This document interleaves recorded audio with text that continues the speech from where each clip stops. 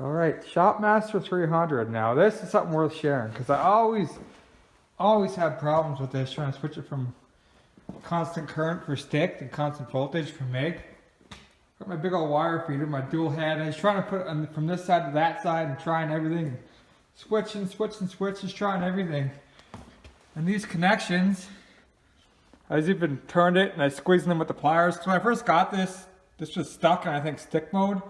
And I'd take a block of wood and a hammer and beat this thing apart and then get in there and sand and grease and get this all working again.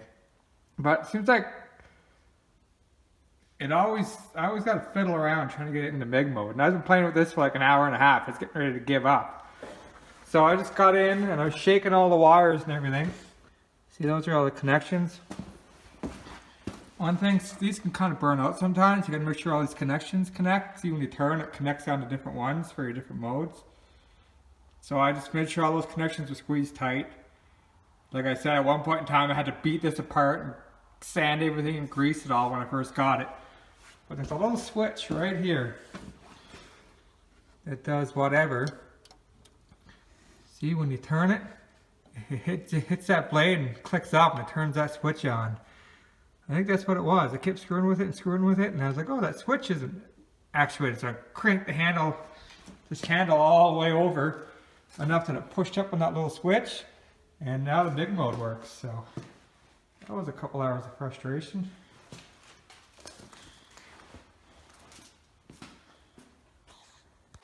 Okay, I don't know how this is going to come out. My camera decided to freak out on me here, so anyways. Stock muffler on 630. It's actually starting to melt on the case here. The taller cylinder, the exhaust set's a bit higher, and it rubs on the case here. But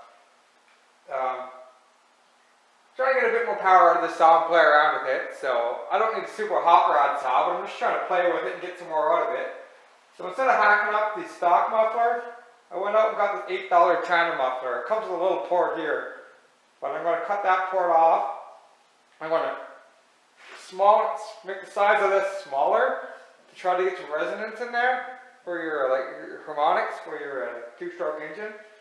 So I'm going to try to keep these two screw holes. So I'm going to try to cut the floor out of this and keep the front half, keep the front part. So I still have these two screws. So it'll be just a little bit below the exhaust port here. I'm going to cut it off. Woo! But still trying to maintain these two screw holes. Then I'm going to lower the top down a bit, and I'm going to have a pipe coming out here somewhere. It's Sunday afternoon, so no place is open to buy anything, so I'm going to see what I have. The angle's probably going to look all weird, because my camera is one of those fancy gimbal cameras, and it's spazzed out, I don't know. It just decided to screw up, so that's cool. $8 China muffler. I'm going to cut the bottom up to the level of those bottom screws because they can't go much higher, because you can go maybe an eighth higher, but it interferes with the exhaust flange here, right? So I'm going to cut the bottom up. I found a piece of pipe there. So that's about 3/4 inch ID. I'm going to cut a hole here somewhere, put it out at a cool angle, cut the whole top off. The pipe's going to come out at an angle down low here. Top's going to be chopped off, bottom's going to be chopped up, and we'll run her. See what happens. Well, that's what we got so far. Cut that off.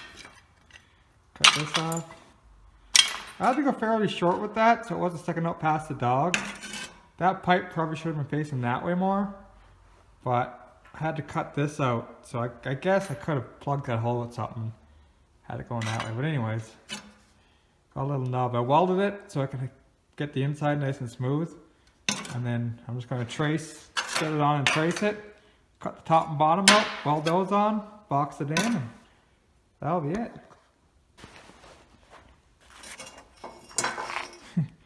How's that?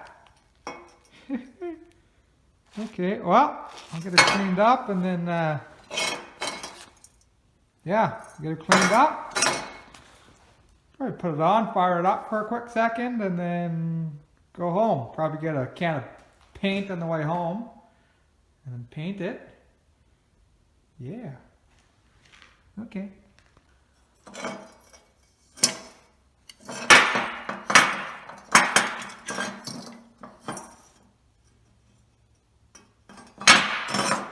Well, that's as good as it's getting.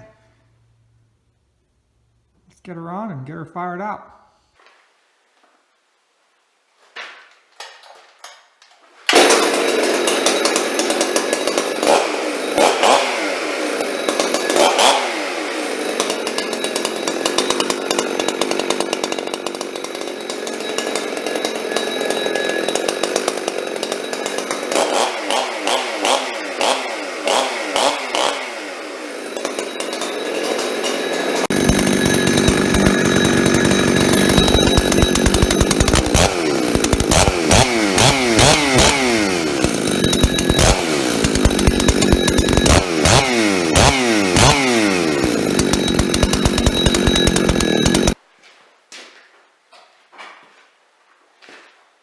Okay, so I just got to adjust that bracket a bit to get that one screw in, but I'm going to take this off and paint it right away.